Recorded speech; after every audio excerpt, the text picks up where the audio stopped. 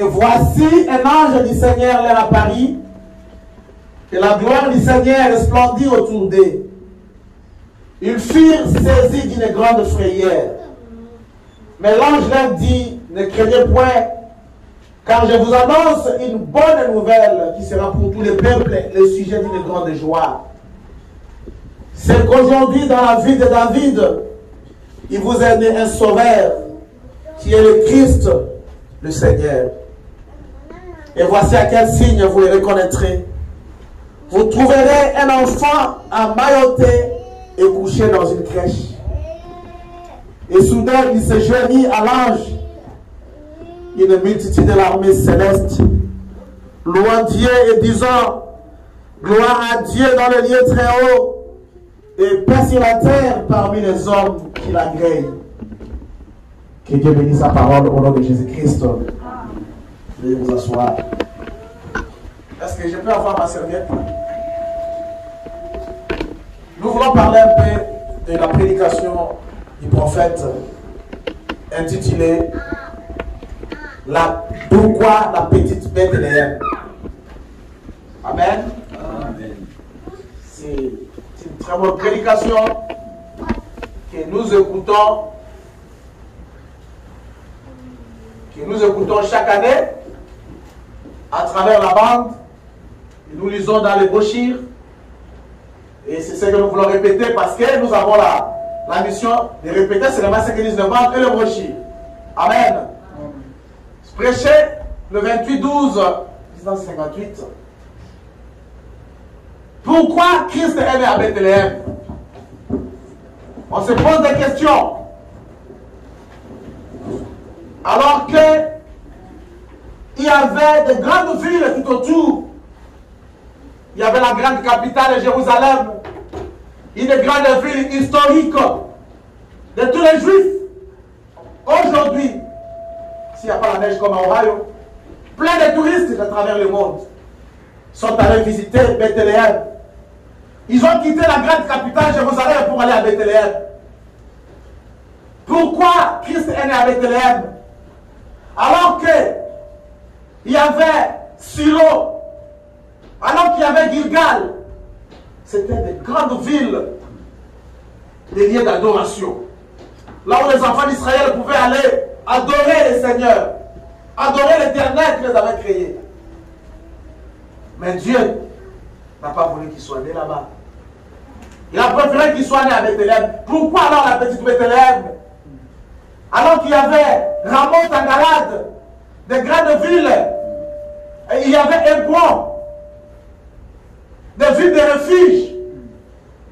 Si tu as été attaqué, tu as commis un crime, tu vas fuir à Hébron, tu restes là-bas, tu trouves l'appartement, personne n'entrera là-bas te chercher. Tu vas à Ramoth en Galade. Il y avait aussi Kades Barnéa, où la madame dit, si Dieu lui avait demandé, madame, à quel endroit tu veux que Christ soit né? Il dit, j'aurais choisi Kades Barnéa. Parce que c'est le siège du jugement. Amen. Et le jugement, c'est dans la parole de Dieu. Mais Christ, le Dieu du ciel, n'a pas voulu que son fils naisse à toutes ces grandes villes. À Silo. Il y avait aussi Sion. On entend parler de Mont Sion. C'est la montagne de Sion. Là où Dieu descendait. Là où, dans chaque âge, l'Éternel descendait. Dieu descendait dans chaque âge. Il bénissait son peuple là-bas dans la ville de Sion.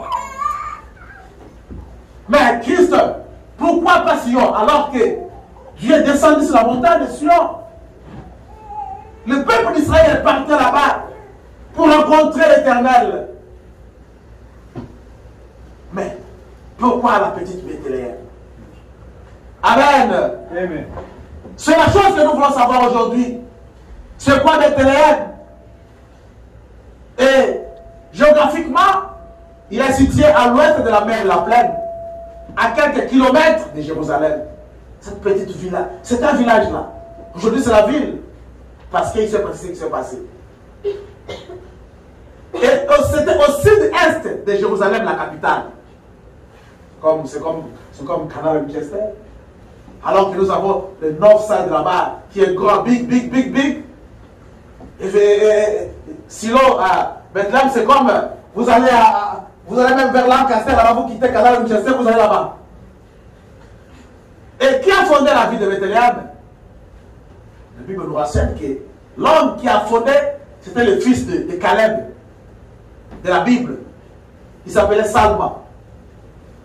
Il est allé fonder cette ville. Et la ville a été développée à cause de son commerce. Le commerce, c'est de quoi? À Bethléem, cette petite contrée-là, il y avait, la terre était fertile. Quand vous semez quelque chose, directement ça pousse. Quand vous semez, ça pousse. Quand vous semez, ça pousse. Alors, les gens, il y avait des plantations des oliviers, il y avait des fermes, de grands hectares, des hectares de bleu, des plantations de blé, de céréales. Vous savez qu'avec le blé, on fait le pain. La farine ici que nous avons, le pain que nous mangeons, c'est fait avec le bleu de farine. Et c'était à Bethléem, là où on faisait ces plantations-là, cette culture-là. Et c'est ce qui a caractérisé la ville de Bethléem. Ville, oui, mais c'était le village de Bethléem. Je vais lire le prophète dans la prédication. Pourquoi la petite Bethléem pas? Et Josué, en faisant le partage, a donné une part à Juda. Si vous regardez sur la carte géographique, vous remarquerez que cela se trouve juste à l'ouest de la mer de la Plaine. Je prends le milieu. C'est étrange, mais cette petite ville ne fut même pas mentionnée. Donc, quand vous prenez Josué chapitre 5, on a nommé la ville qui renfermait la tribu de Juda. Donc, quand Josué a fait le partage, ils ont quitté le désert, Moïse est mort, Dieu a choisi Josué, il a pris le peuple d'Israël, ils sont allés, ils ont traversé le fleuve Jourdain, ils sont arrivés dans la terre promise. Pendant que Josué était en train de faire le partage de terre aux enfants d'Israël, 12 tribus, pour la tribu de Juda, et ils ont eu toute cette partie-là. Palestine, là où se trouvait Jérusalem, partout là, était donné aux enfants de Juda, aux descendants de Juda, à la tribu de Juda. Ils ont pris cette partie-là. Amen. Amen. Je crois que la pensée spirituelle commence à comprendre petit à petit. Donc cette contrée-là était récupérée par la tribu de Juda. Et puis, Frère Madame dit, elle se trouvait là. Et on signale même que notre sœur Rebecca, Abraham avait acheté ce terrain-là, quelques terres-là. Toujours dans la ville de Bethléem là. Et quand Rebecca était morte, était décédée, et c'est là qu'on l'avait enterrée à Bethléem. C'était bien avant. Je crois que c'est Rebecca qui fut ensevelie à cet endroit-là. Mais c'est là. Ne devait être qu'un tout petit village. Parce que si vous lisez dans Josué 5, vous verrez qu'il y avait 115 villes principales qui appartenaient à Juda. Sans compter les villages et les toutes petites villes. 115 villages sont mentionnés. Peut-être qu'au moment du partage, Bethléem était tellement petite, avec peut-être une ou deux maisons. Donc quand on avait partagé ça, tribu de Juda, venez, combien? Cette terre vous appartient. Bethléem, peut-être c'était une petite maison. Donc, on ne pouvait même pas faire cas de cet endroit-là. Pourquoi la petite Bethléem? Nous avons remarqué que beaucoup d'années plus tard, il y a des faits spirituels qui sont passés dans la vie de Bethléem. Je suis... Et là,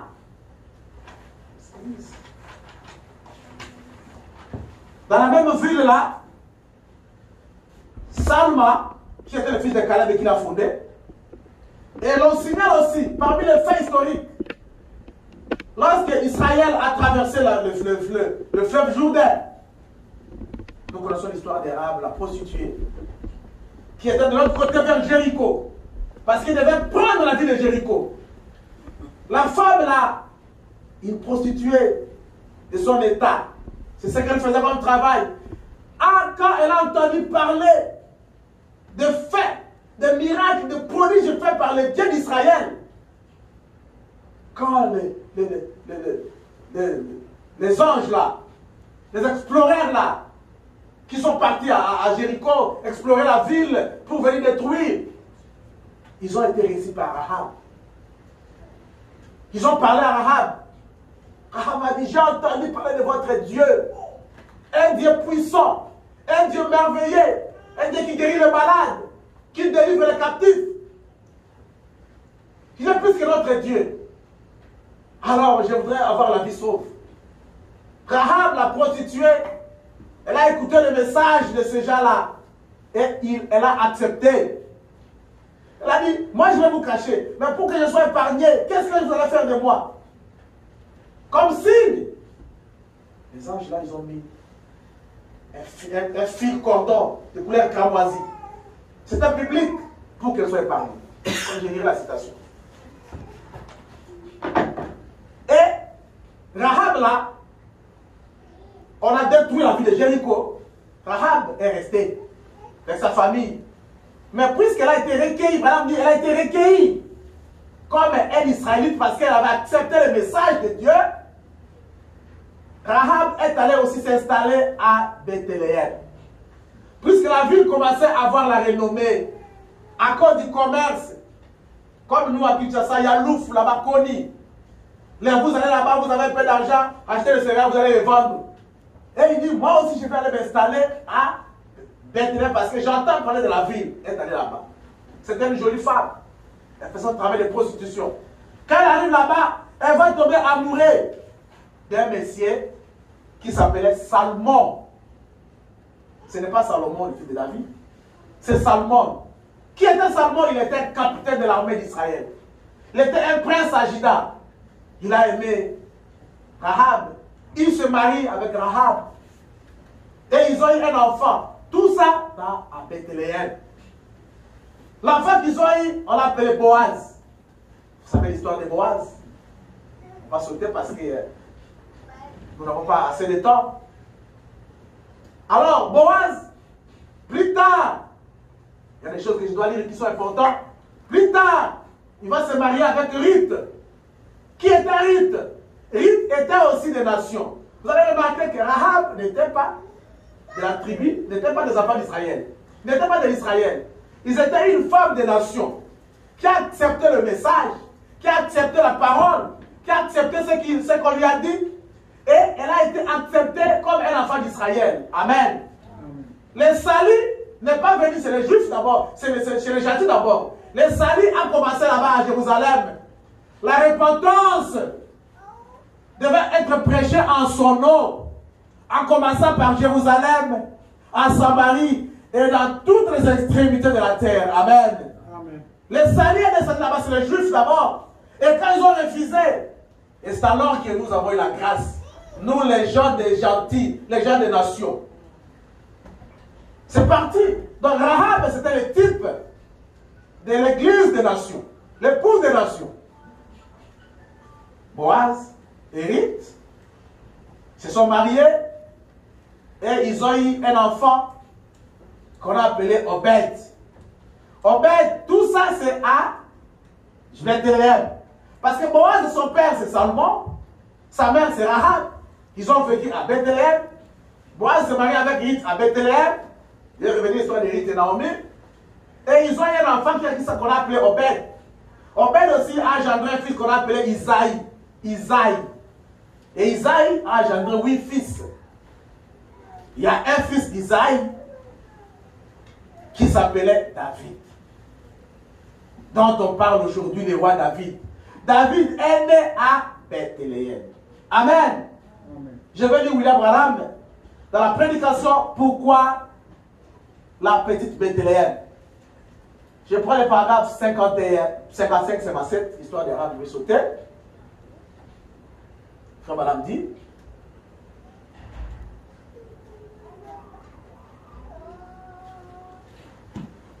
Nous voyons qu'ensuite, c'est Rahab, qu'après avoir été recueillie, comme si elle était une Israélite, elle est tombée amoureuse d'un homme qui était un capitaine, un prince en Juda.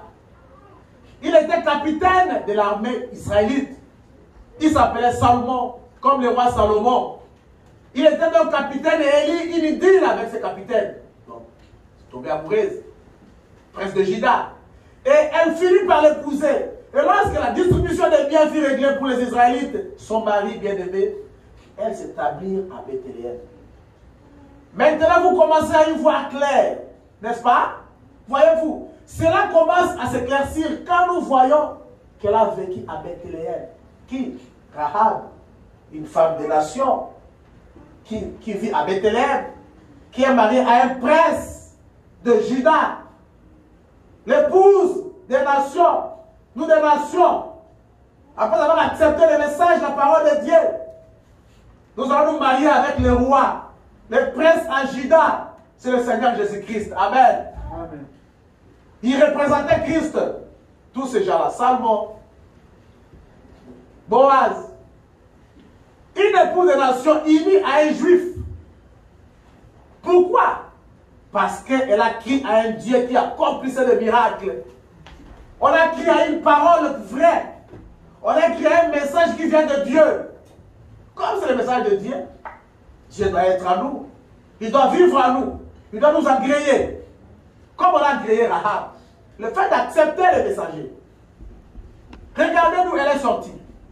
Femme prostituée, d'une maison mal famée, d'une maison de prostitution, par sa conversion et par sa foi immuable en Dieu, elle est passée d'une maison de prostituée à une belle maison à Bethléem. Quelle différence! Amen, amen. C'est comme toi et moi, nous qui étions des pécheurs, nous qui étions dans la boue du monde, dans les dénominations, nous vivions comme des pécheurs perdus. Mais quand on a accepté le message de Dieu, quand on a accepté la parole de l'air, nous sortons de la saleté, de l'immoralité, du péché du monde, et nous vivons dans la gloire, dans la présence de Dieu. Amen, amen. Alors on a dit, c'est ce qui se passe pour chacun de nous. D'une maison d'incrédulité, de frustration, d'actes immoraux et tout, à une place, une position en Christ, qui est de plus belle, du ridicule au sublime.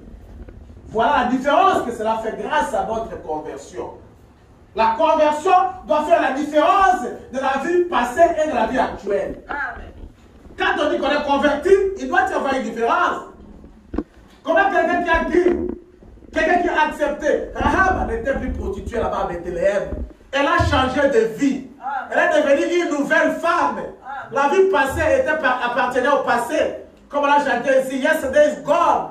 Tomorrow never be mine. Donc elle a changé parce qu'elle s'est unie à un prince en Juda. Nous aussi, pour s'être unis au prince de la paix qui est le Seigneur Jésus-Christ, nous devons changer. Amen. Notre vie passée ne doit plus être la même. On doit devenir de nouvelles créatures. Alléluia. Vivre en Jésus-Christ. Amen. Amen. Amen. Je te dis, avez-vous remarqué qu'elle a épousé un prince de la maison de Juda, un capitaine, et ce capitaine représentait Christ, qui s'est choisi une épouse parmi les nations, passant de la place la plus basse à la principale, à la meilleure du pays. On vit dans le monde à cause de notre conversion. Pour avoir accepté Christ, qui est le lion de la tribu de Juda, nous vivrons dans la paix, dans la gloire, éternellement. Amen, amen. Amen. Passons de la classe la plus basse à la principale, à la meilleure du pays. Nous démontrerons un peu plus loin, au cours de notre message, qu'il en a été ainsi et qu'il ne pouvait pas en être autrement. C'était là un type de l'église des nations. Rahab, un type de l'église des nations. L'église abandonnée, rejetée. À cause du nom de Jésus-Christ, nous devions des gens dangereux. À cause du nom de Jésus-Christ, nous avons la présence de Dieu. À cause du nom de Jésus-Christ, nous avons le Saint-Esprit. Le Saint-Esprit nous introduit dans la gloire. Amen. Amen. C'est le nom de Jésus qui fait ça.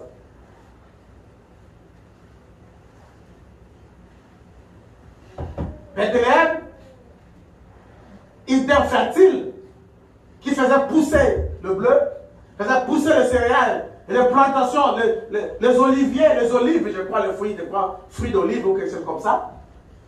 Ce qui a contribué au développement. Et c'est devenu un grand centre mondial du pain. À cause de ce commerce-là, la ville s'est développée terriblement. Et les gens quittaient partout. Ils allaient à Bethléem. Ceux qui voulaient avoir le pain, ils allaient à Bethléem. Ceux qui voulaient manger, ils devaient aller à Bethléem. Si vous n'allez pas à Bethléem, vous n'aurez pas le pain. Et le pain, ça nous sert à protéger la vie. C'est comme hier, je vis. Aujourd'hui, le bien-aimé en bas, ils n'ont pas prié. Les Américains n'ont pas prié. Parce qu'il y a la neige. Les conditions de route, c'est impraticable. Mais demain, ils étaient tous en haut pour acheter la nourriture. Tous les corps ici. Et je me dis, mais qu'est-ce qui ne va pas? Fermez les églises fermées. Il n'y a pas assez de gens. Parce que les routes sont impraticables. Mais vendredi, là, c'était très dangereux. Tous. Je prends l'évangile de Jean. Jean chapitre 6, verset 5. La Bible dit ceci. Bethléem, c'est un grand centre. Centre mondial du pain. Jean chapitre 6, 35, la Bible dit. Jésus leur dit, je suis le pain de vie. Celui qui vient à moi n'aura jamais faim. Et celui qui croit à moi n'aura jamais soif. Amen. Donc, Bethléem était le grand centre du pain mondial à l'époque. Donc, pour avoir le pain, pour manger, pour avoir la provision, vous devez aller à Bethléem. Et vous allez remarquer que Jean chapitre 6, 35, Jésus dit, je suis le pain de vie. Amen. Amen. Et le pain qui est Jésus-Christ, il nourrit le monde entier. L'humanité tout entière. Si vous voulez avoir la vie, alors vous devez manger la chair de Jésus-Christ qui est la parole. Amen, amen. Vous voyez la corrélation, la relation entre Bethléem, qui était le centre mondial du pain, et Jésus-Christ qui est le pain de vie. Amen. Pourquoi la petite Bethléem? C'est ça la question que nous nous posons. Pourquoi Christ est allé naître à Bethléem alors qu'il y avait Jérusalem? Un peu dans l'histoire de Ruth et Naomi. Naomi, c'était une sœur en Christ, disons cela. Il était une femme juive. Elle a quitté son pays. Elle a quitté sa ville. Elle est allée dans une autre ville pour chercher la vie. Avec son mari Elimelech, elle a pris ses 2 fils. Elles sont parties. Elle a fait pression, elle a dominé son mari. C'est-à-dire que les femmes ne doivent pas dominer, ne doivent pas conduire des maisons. Parce que ça amène la mort. Amen. Là où ils sont partis, William Branham dit, elle a quitté la communion avec le frère. Elle s'est séparée de l'église. Elle s'est séparée des bien-aimés. Elle a voulu rester seule. Et la froideur l'a saisie. Il est devenu rétrograde. Je vais vous lire ça. C'est au paragraphe 59. La même prédication. Pourquoi la petite Bethléem? Nous découvrons qu'après avoir, qu'à travers cette belle histoire d'amour, cette grande obéissance produite par la foi de la prostituée Rahab, ceci a donné à Salomon un fils. Moi je suis là. Ok. Boaz est né à Bethléem de Salomon et de la prostituée Rahab. Nous découvrons donc des années plus tard qu'après que Naomi a quitté le pays, cette femme-là, Naomi, a quitté le pays, là où il vivait avec son mari, il quitte, il va aller chercher la vie ailleurs. Il quitte l'église, il quitte le bien-aimé. Qu'elle fut allée séjourner chez les Moabites et qu'elle y était traitée si méchamment, les choses n'ont pas marché correctement. Quand vous quittez la parole, vous allez faire route avec les diables. Amen. Amen. Quand vous quittez la parole, vous allez faire verser dans le monde.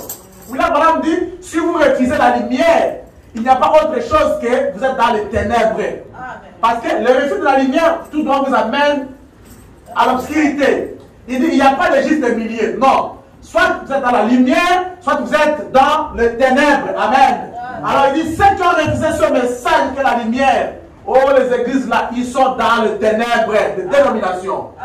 Pour avoir refusé la lumière. Alors, Naomi, pour avoir quitté le pays où il y avait le bien-aimé, il y avait la parole, il y avait l'église, elle est devenue froide, rétrograde. Et Israël ne peut être béni que quand il est dans la patrie. Amen. Amen.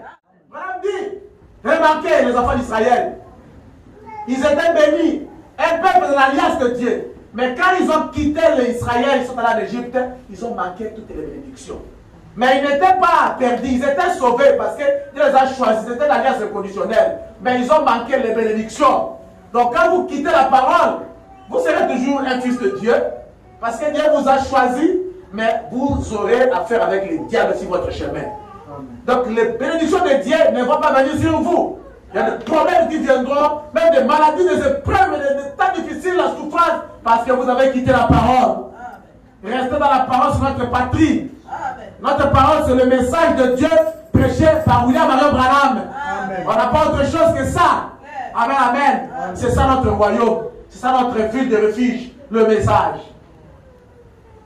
On a dit, elle avait rompu la communion avec les restes des croyants, Naomi, pour aller rétrograde qu'elle était, s'associer à un autre peuple dans un autre pays. Autrement dit, elle avait quitté l'église de vrais croyants pour aller pendant quelques temps dans le monde, pour se joindre à une église mondaine qui croit que tout est permis. C'est là qu'elle a perdu son mari.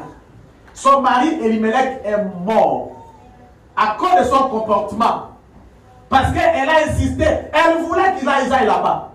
Plus tard, William Branham dit, si vous quittez la parole, si vous rétrogradez, vous êtes la cause de la rétrogradation de votre mari, vous êtes la cause de la rétrogradation de votre femme. Vous pouvez vous perdre l'un à l'autre. Soit le mari va perdre la femme va perdre le mari. Oh non, la mort, peut-être que ce ne sera pas la mort physique. Voilà, ça peut être une mort spirituelle. D'être séparé. Je vais lire les prophètes. Naomi a perdu son mari. Parce qu'elle a quitté le pays, elle a quitté la parole, elle a quitté l'église. Ils sont allés là où il n'y avait rien. Vu que là, il n'y avait pas l'église, ils sont devenus froids. C'est pourquoi si vous voulez guérir, madame dit, restez sous le soleil. Amen, amen. Le soleil qui est la parole de Dieu. Restez là. Faites le choix. Là où il y a l'église, c'est là où il y a la vie. Amen. Madame dit, il n'est pas nécessaire qu'il s'agisse chaque fois d'une mort physique. Vous pourriez le perdre par une mort spirituelle. Ou perdre votre épouse ainsi. Vous feriez mieux de rester sur un bon terrain. Vous feriez mieux de rester là où vous savez que vous êtes couvert par le sang.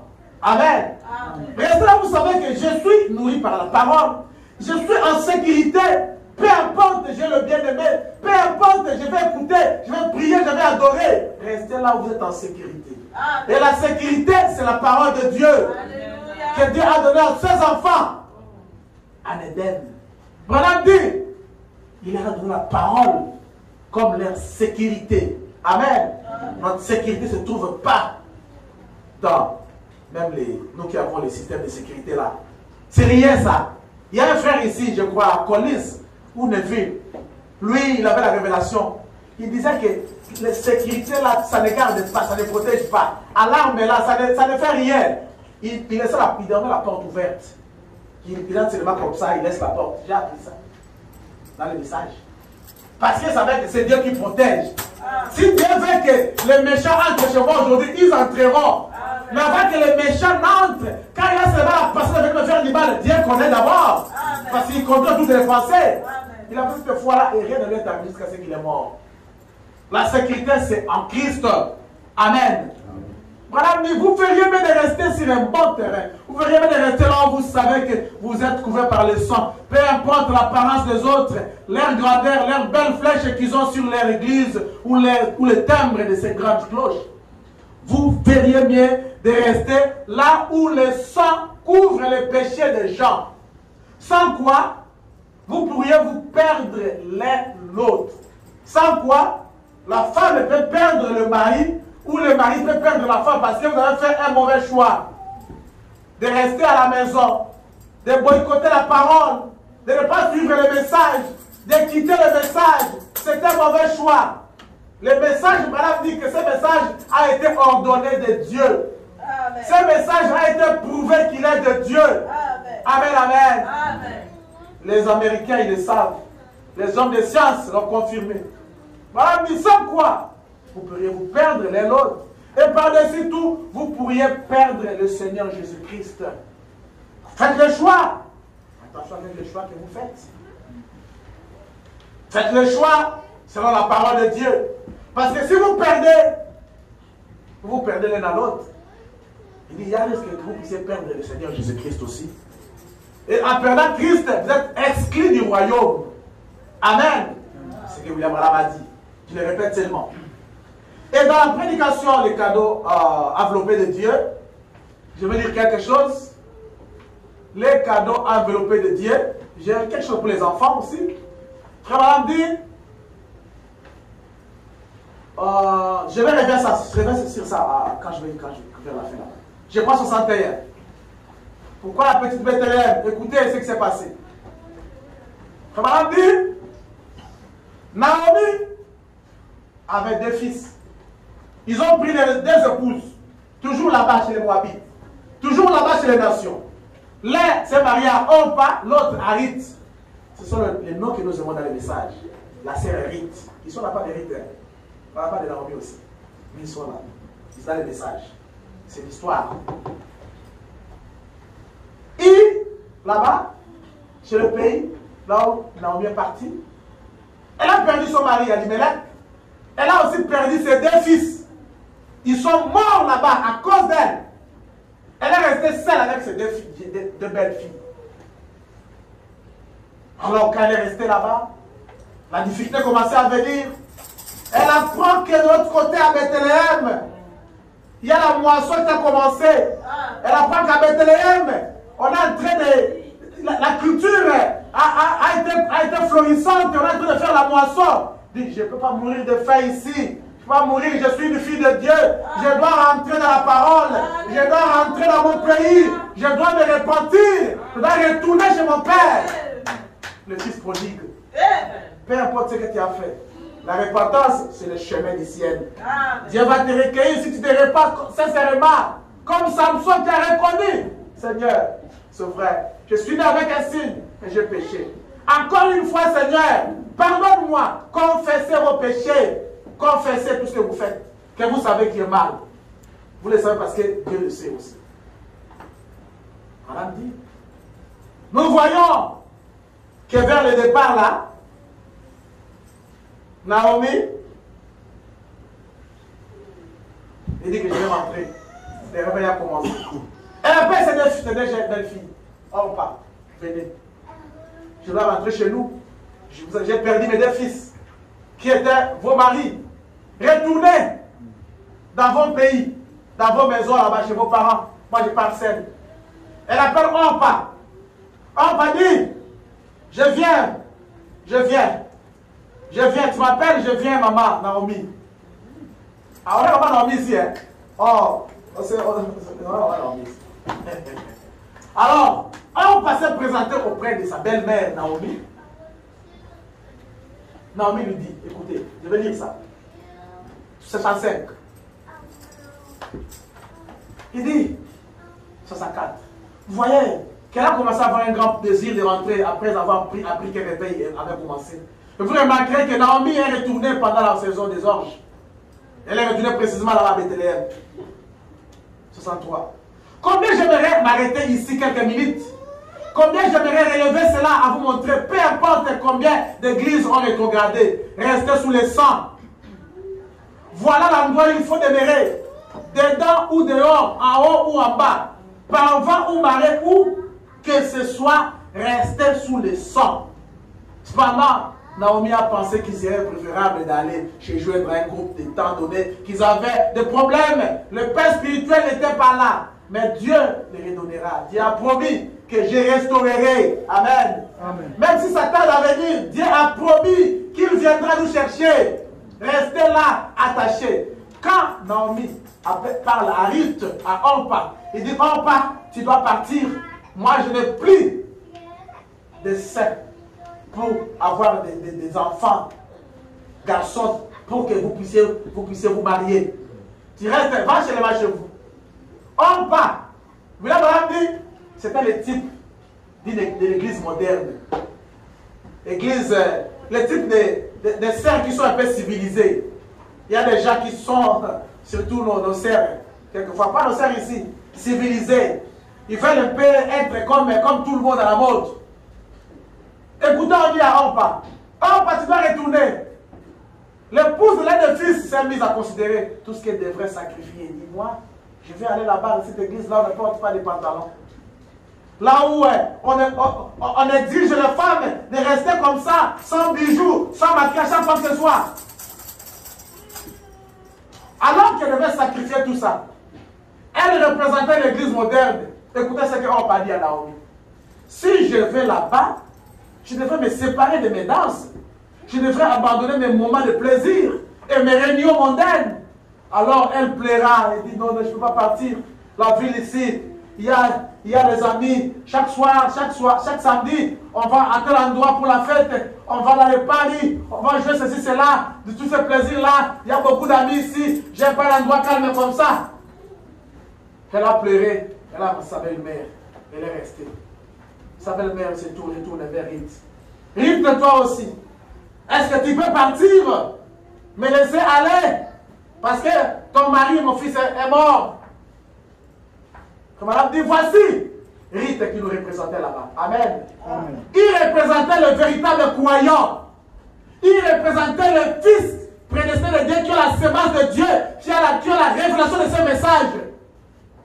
Écoutez ce que Ruth va dire. Mais voici une belle image, il y en avait une autre avec du nom de Ruth. Une autre belle fille qui était encore un type de l'épouse des nations. Il représentait l'épouse des nations. Donc les gens qui ont reçu ce message, pas seulement recevoir, mais les gens qui ont la révélation. Parce qu'il y a des gens qui veulent dans les messages, ils n'ont pas encore reçu la révélation de ces messages. Dans les messages, mais il fait n'importe quoi. Il vit un peu comme les dénominations, comme les autres églises. Non, les messages, il faut avoir la révélation. Quand vous avez la révélation, c'est pourquoi c'est cela que vous serez changé. Amen. Amen. Voilà, me dit. L'époux des nations. Elle embrassa sa belle-mère et dit, Naomi, j'ai vu en toi des qualités. Oh, je t'aime, ma belle-mère. Mais moi, je ne rentre pas chez nous. J'ai déjà quitté la maison de mon père et de ma mère. Je me suis attaché à ta famille. Je reste avec toi, Naomi. Amen, amen. Amen. Je veux tout abandonner, je pars avec toi. Écoutez ce que la femme a dit. Elle ne veut plus rentrer chez eux.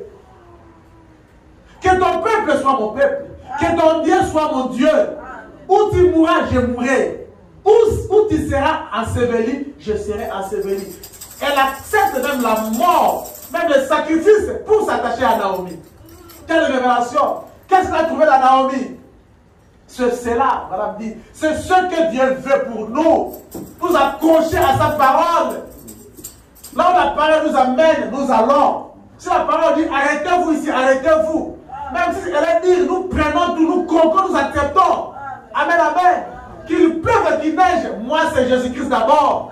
Vous restez avec la parole et vous obéissez à la parole. Vous vivez la parole. On dit, vous vivez la parole alors.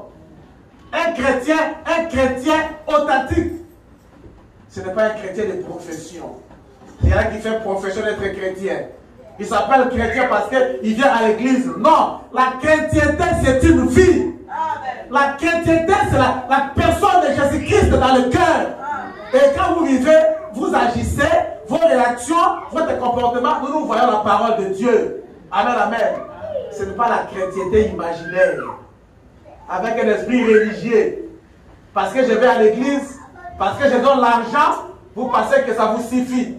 Parce que je gêne beaucoup, parce que je fais des veillées. Non, ça, ce n'est pas la chrétienté. Non, non. Ce sont des faits pour un effort des chrétiens. Mais la chrétienté, c'est la vie de Jésus-Christ. Amen, amen. Alors, Ruth a dit, madame dit, c'est ce que je fais. Non pas aller jusqu'à la frontière, faire la moitié du chemin. Non. Il doit s'agir d'un abandon absolu et total au royaume de Dieu. Amen, amen. Dites que moi, je vais perdre tout. La popularité, le bien. Je reste avec Christ. Je reste avec la parole. Je reste avec le message. Peu importe que je perde de l'argent, même comme je change dans la famille, moi c'est la parole de Dieu. Amen.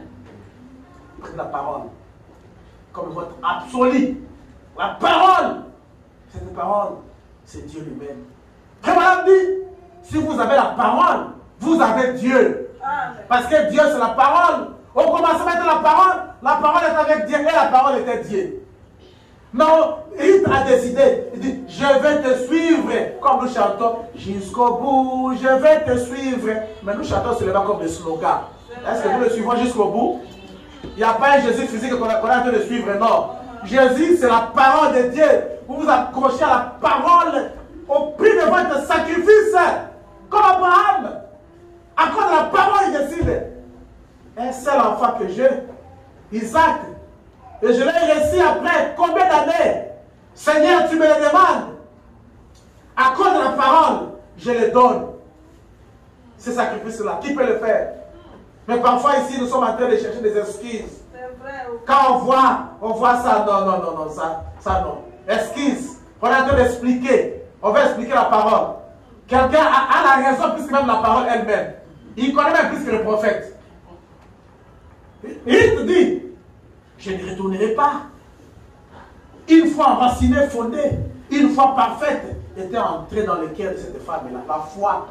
Et la foi vient de ce qu'on entend. Ce qu'on entend vient de la parole de Dieu. Elle dit, je vais avec toi. Et elle s'attacha à elle.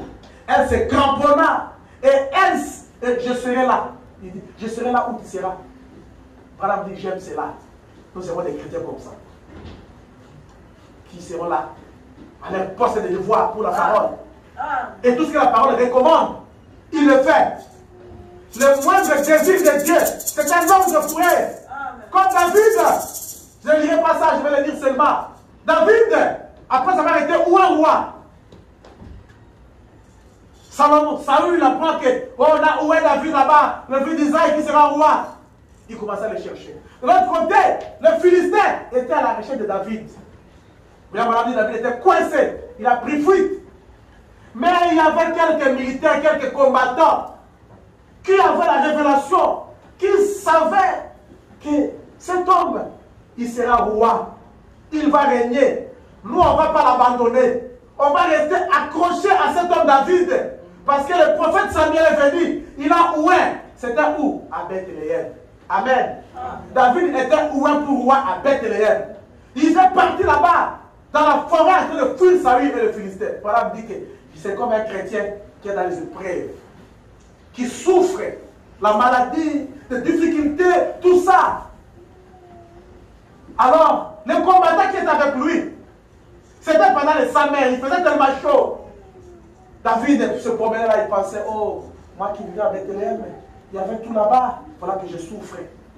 Il dit, il avait besoin de boire de l'eau. Alors qu'en Palestine, de l'eau sale. Il n'y avait pas une bonne eau là-bas. Il y avait une bonne eau seulement. Un puits où on pouvait puiser de l'eau fraîche, c'était toujours à Bethléem. Donc Bethléem, c'est une ville vraiment où Christ devait naître. Parce qu'il y avait un puits d'eau qui était incomparable de toute la Palestine. Donc vous voulez avoir de l'eau fraîche, allez à Bethléem. Amen, amen. Alors, il dit, est-ce que je prends, si quelqu'un peut m'amener un verre d'eau? Voilà, il dit, un simple désir de David, c'était quoi? C'était un ordre pour les militaires. Alors que partout, il y avait des barrières de Philistins, barrières de militaires de Saül. Mais ils ont pris le risque. Ils disent, à cause du roi David, on va mourir. Le roi veut boire de l'eau. On va prendre de l'eau pour le roi David à Bethléem. Ils ont pris leurs chars, leurs épées, leurs armes. Ils étaient à 3. Ils sont descendus. Tous ceux qui étaient sur la route là-bas, morts, combat jusqu'à ce qu'ils sont arrivés à Bethléem. Ils ont puisé de l'eau. David, quand il se relève, il dit, où sont partis tel. Non, mais moi, mais quand tu avais le désir, quand tu as pensé à l'eau fraîche de Bethléem, quand ils ont écouté ça, c'était comme un ordre pour eux. Ils ont dit qu'ils vont te chercher de l'eau. Ils vont mourir et il y a des embuscades là-bas. Amen, amen. Frère Madame dit, est-ce qu'il y a des chrétiens qui peuvent faire ça pour le Seigneur Jésus-Christ? Un simple désir de Dieu, c'est un ordre. Alors le désir de Dieu, c'est la perfection. Le désir de Dieu, que nous puissions vivre sa parole. Amen, amen. Et que ça pleuve, que ça neige, même si c'est dur, prenez la parole. Et ces militaires, ils ont pris de l'eau. Quand ils sont retournés, ils ont donné à David. David a dit, je ne peux pas boire cette eau. Ça c'était au prix de votre sang. Ah, il a jeté ça. Un simple désir du roi. Le simple désir de Dieu pour les chrétiens, ça devait être un ordre. Amen, amen. Et l'ordre de Dieu, le désir de Dieu pour nous, c'est que nous puissions vivre sa parole, nous puissions avoir le Saint-Esprit en nous. Pas à la tête, mais dans le cœur. Amen. Oh, c'est merveilleux, n'est-ce pas? Nous voyons que Rite a décidé, je vais te suivre jusqu'au bout. Et il a suivi. Et il a suivi, il est parti. Et Rite, qui était la femme des gens, une femme de Moabite, des nations, elle arrive là-bas à Bethléem aussi. Elle a suivi d'abord à Bethléem. Elle se marie avec Boaz, qui était le fils de Salomon. Boaz aussi était le maître de la moisson. Il était aussi prince là-bas. Donc la femme prostituée, la femme de la nation, se marie encore avec un prince. Tout ça, c'est dans la lignée du Seigneur Jésus-Christ. Comme madame dit, Jésus-Christ, sur le plan terrestre, a eu des relations avec nous. Amen. Il était juif. Il est venu pour les juifs. Mais sur le plan terrestre, a eu des relations avec les gens des nations. Amen, amen. C'est pourquoi l'évangile a quitté Jérusalem. Il a fait un cercle dans le monde, nous ramasser, nous amener. Nous aussi, nous verrons la gloire de Dieu. Nous aussi, nous vivrons avec Jésus-Christ. Les juifs seront de l'autre côté, seront là. Nous aussi, nous serons là parce que nous sommes des nations. Christ est né de la prostituée Rahab, qui n'était pas de l'Israël. Il est né de Rite. Amen, amen. Vous comprenez cela? Boaz, le prince, la femme avec Rite. Nous allons, on va terminer très bientôt. Au paragraphe 81, la madame dit ceci dans la même prédication. Est-ce qu'on peut voir la portée spirituelle de la chose?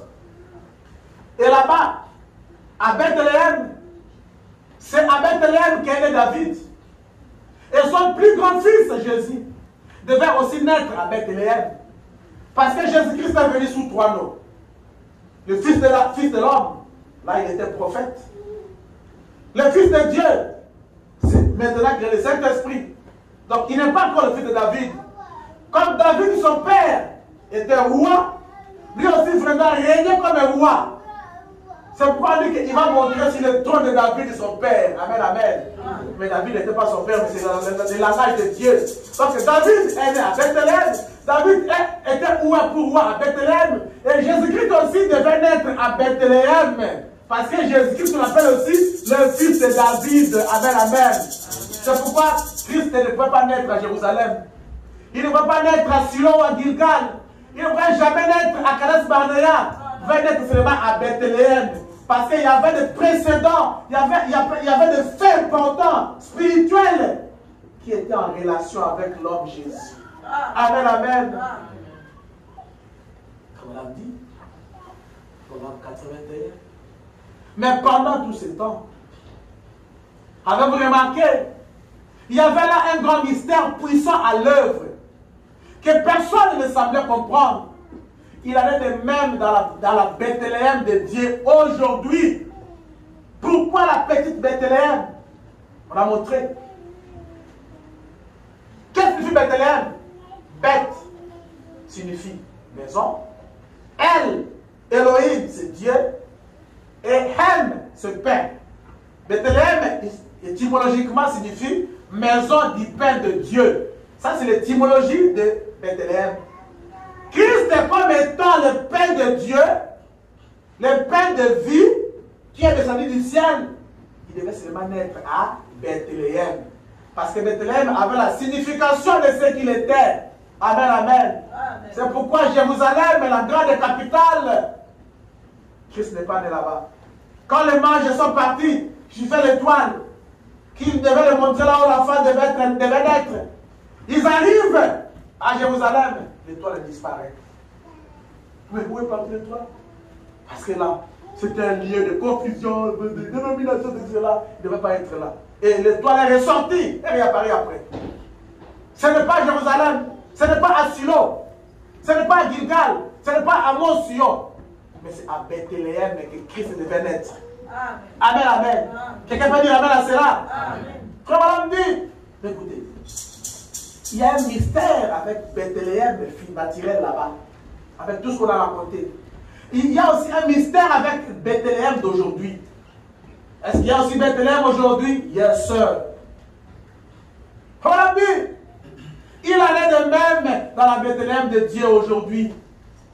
Un signe mystère qui est à l'œuvre, que personne ne semble comprendre. Les gens ne comprennent pas ce qui se fait. Parce que c'est faisait là-bas. Ils voyaient Ritenir là-bas, là-bas, Rahab, de l'eau, puis de l'eau, la culture de blé. Je ne comprenais pas. Tout ça, Samuel vient. David est né à Bethléem. Il ne voyait pas ça, il ne comprenait pas, mais Dieu savait ce qu'il était en train de faire. Amen. Il dit même aujourd'hui, il se passe quelque chose, un mystère où les gens ne comprennent pas, dans la Bethléem d'aujourd'hui. On a dit, et que personne ne semble comprendre, cela passe au-dessus de la tête des gens. Ils n'ont pas l'air de saisir.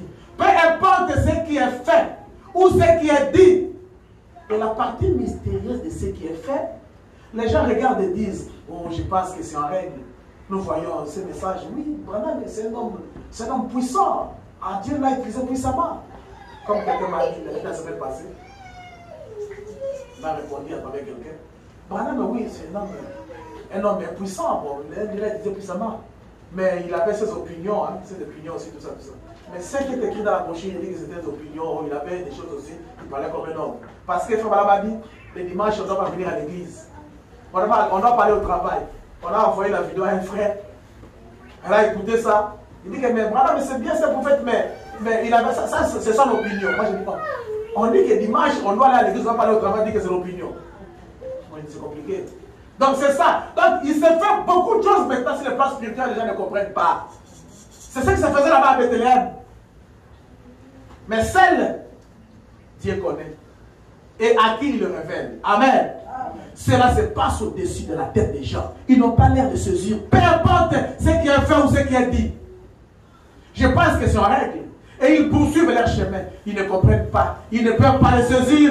Ils ne peuvent pas les comprendre. Et c'est ce que Dieu faisait à Bethléem en Judée. Il était à l'œuvre. Toutes ces petites choses avançant pour aboutir à une grande tête. Donc tout ce qui était là-bas, Boaz est né. David est né. David, où est? Où? À Bethléem.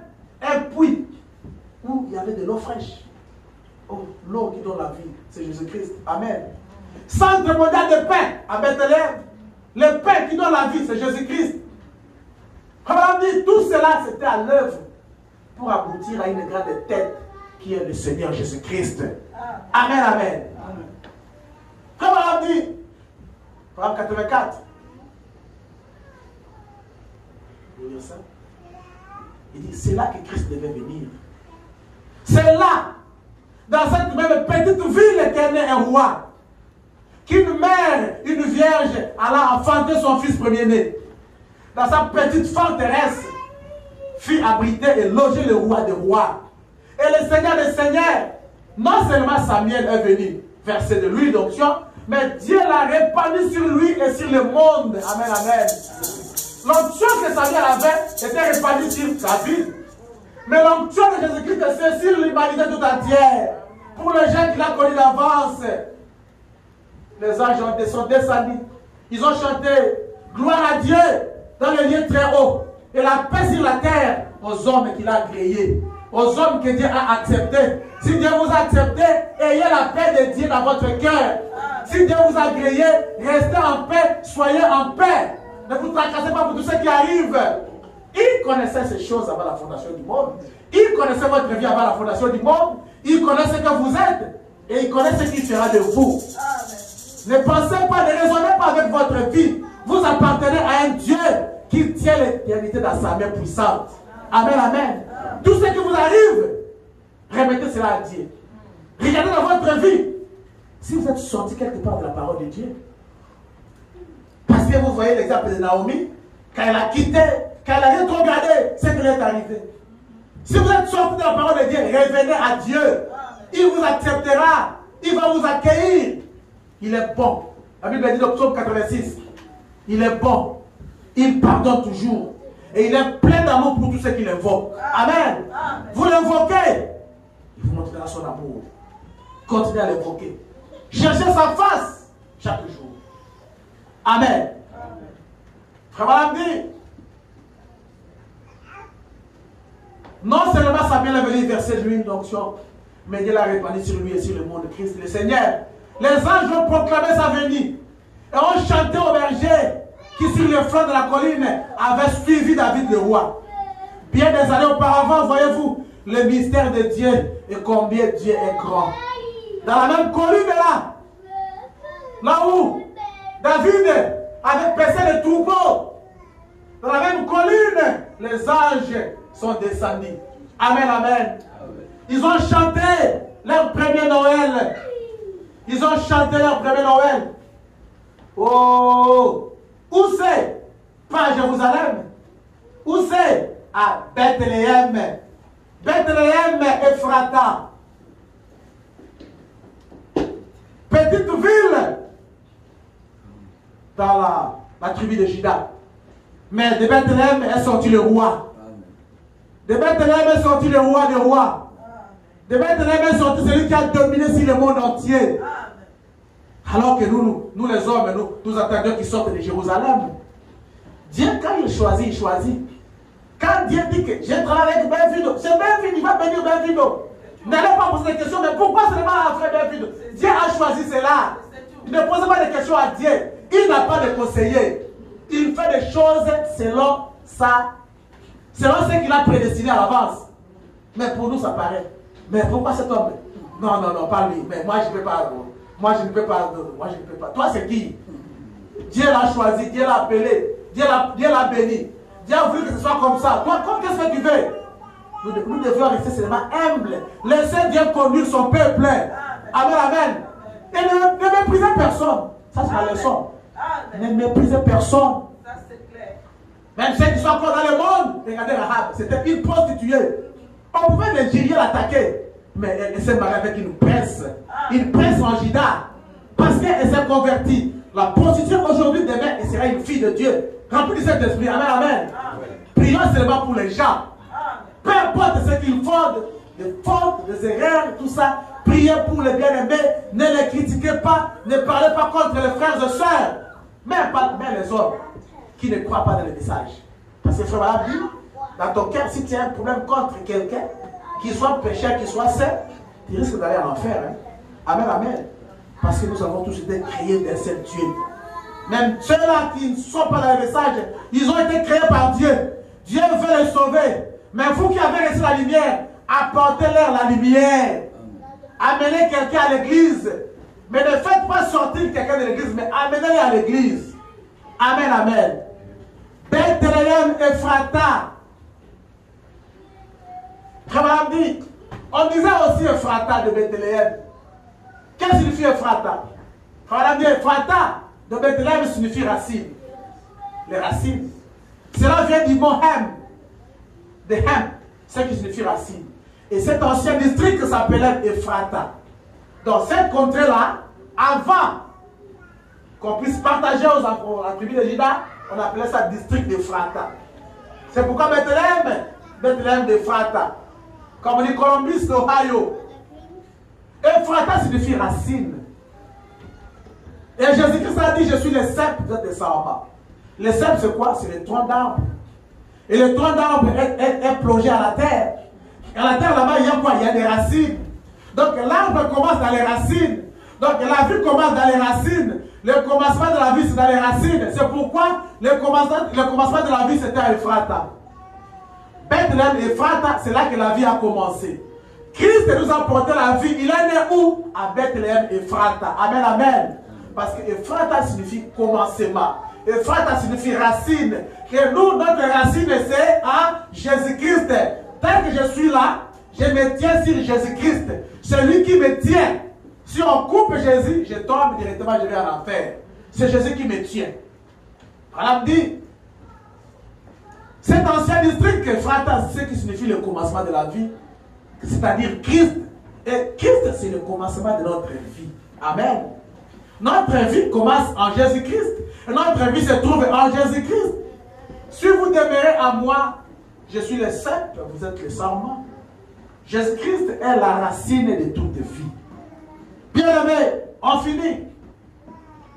Par 130, bien madame dit, Christ est né à Bethléem et Frata. C'est bien. Il est né à Bethléem de Judée. C'était au mois d'avril. Mais aujourd'hui, Christ veut vivre quelque part. Il cherche un endroit où il peut être récit. Là où il était dans une crèche. Alors aujourd'hui, Christ cherche encore des crèches. Il cherche encore des berceaux. Et Bethléem, la vraie Bethléem, c'est Jésus-Christ. Amen, amen.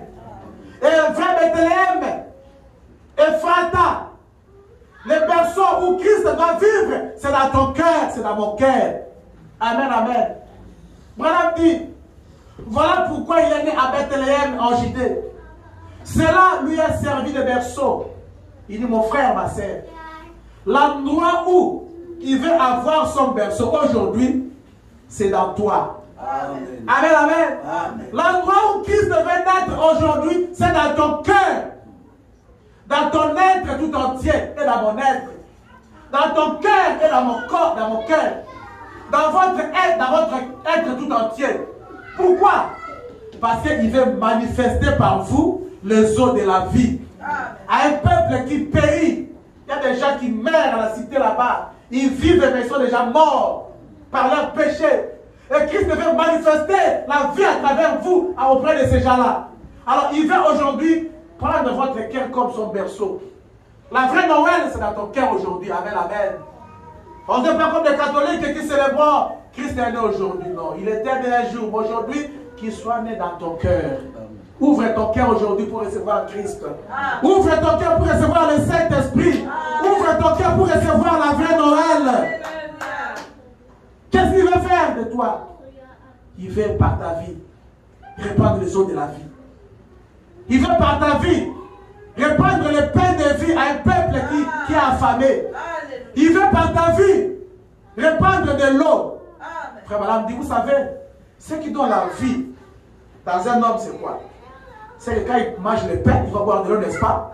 Et Christ, il a le pain de vie, il a de l'eau de vie. Amen, amen. Alors, par ta vie, il fait donner le pain et de l'eau aux autres qui meurent. Répands-toi seulement. Madame dit, les deux choses essentielles à la substance de l'homme sont le pain et l'eau. Sa promesse est certaine. Amen, amen. Pour les enfants, Jésus-Christ is not born today. Maybe you think that. Baby, where is Benvindo? Jesus is not born today. No. He was born one day. But today we are celebrating his birthday. And Jesus is born to give you eternal life. You know that? He's born to give you the life. You know, when I gave you my Bible, you read it yesterday, right? La Bible dit, let everything breathe. Give what? Praise to God. Jesus is born to give eternal life. Your dad can give you eternal life. Your dad only can buy for you the Nike. You got Jordan, right? You got Nike? I know. That's what dad and mom can give to you. But for eternal life, only Jesus. That's why all the time I say, you need more Jesus. You go to school. You go to school to learn how to become a boss, to get a money. That's good. After that, you can die and go to the hell. If you go to the heaven, you need one person with Jesus. Where in your heart? Somebody can read it. Et Joseph, lève-toi. Jérémie, lisez pour moi ça pour les enfants. Vous lisez seulement la lecture. Par tous les j'ai highlighté. J'ai highlighté ça. Parce que ta voix est fine et tout le monde va écouter. Parlez le micro. Loud clear. Disais ce qu'elle sait. Education is fine. You should go to Slow down. Don't go slowly. Education is fine. Education is fine. Yes? You should go to school and learn. See, that's good. But that won't save you to have plenty of money. Oh, stop that. You go to school, I go to high school. I go to university or street. I go wherever you go. It's not going to save you. Go ahead. To have plenty of money, that's good. You could raise your children, give them good clothes and things. And Papa and Mama has worked for you all and things. That's good, but that still won't save you. See? Or you could get a laboratory. Yes, laboratory. And learn how to put different things together and split atoms and whatever they do. And get an AA rocket and do whatever. Go ahead. But that won't save you. Nothing will save you. I go to university, I go to New York, I'm gonna buy a Lamborghini. You like Lamborghini? Ange, I like Lamborghini. How much is it? $1 million? Lamborghini. How much is it, Pavé? 1 million? You can get Lamborghini tomorrow, you die, you go to the hell. It's not gonna save you. Who's gonna save you? Go ahead. You've got to face one thing. Yes. Eternal life. And there's only one person who can give that to you. Mom can't give it to you. Dad can't give it to you. Your pastor can't give it to you. Your leader here can't give it to you. Everyone that gets eternal life has to come to Jesus Christ. Yeah. The only one you can stop there. That you can't give you money. Like Benny asked me PS4. I give you PS4. You wanna play PS4. He's not gonna serve you, Benny. Every day you wanna daddy, I'm tired. But you need a Jesus that can give you. Hey, who else? You. Daddy, for you something, right? Benny, ask a PS4, you too. Chinese! I know you guys. You ask so many things to that. Those things are good for you, but they are not going to save you. Only one person is Jesus Christ going to save you, give you eternal life. You need to keep Jesus in your heart. Keep him. Why? Because you can face to the death. What is it over there? Go ahead. He's the only one that can do that part. Your teacher can give you education. She can teach you. You can have to learn it. Your mother can teach you to walk. You have to learn how to walk. Your father can teach you how to be a businessman or what you want to learn that. But only Jesus can give you eternal life. Amen. Can you say amen, Benny? David, can you say amen? Dites amen, les enfants. Jairus, take off your hat. Because of Jesus, man. Eternal life, only Jesus can give you. If you say, I don't want eternal life, you're going to leave you alone. You go to the hell like that young boy. But you have to face one thing. If not, you're going to die, you go to the heaven. You have to choose. You want to die, go to the hell, or accept the Jesus in your life. Be white. Listen, that man. Don't stay in your room all day. Don't watch whatever you see somebody, you turn off. Jesus watch you. Jesus, big eye, watch you. Daddy go to work, man. With that Jesus watch you in your room. I know you guys. He watch you. Okay. Your priest, your leader, sold that person, Jesus Christ, to have eternal life.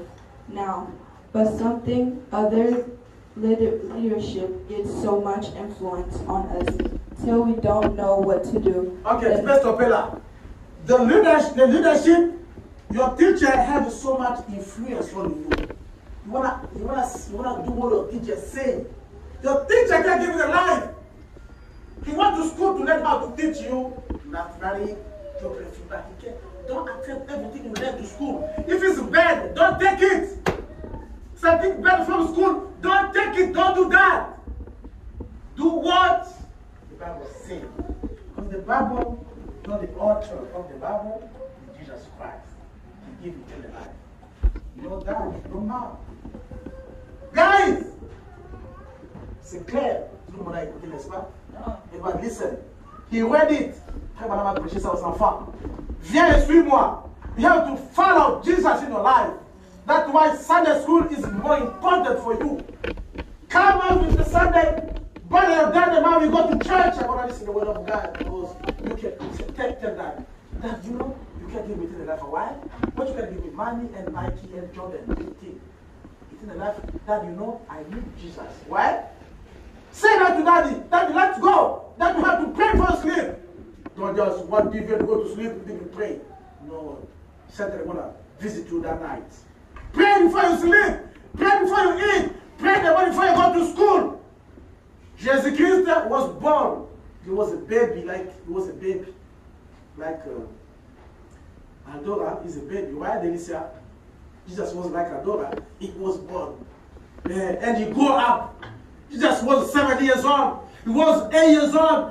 9. Jesus was 9, 11, 12. Once he was 12, he talked with the old man about the word of God. They said, what crap?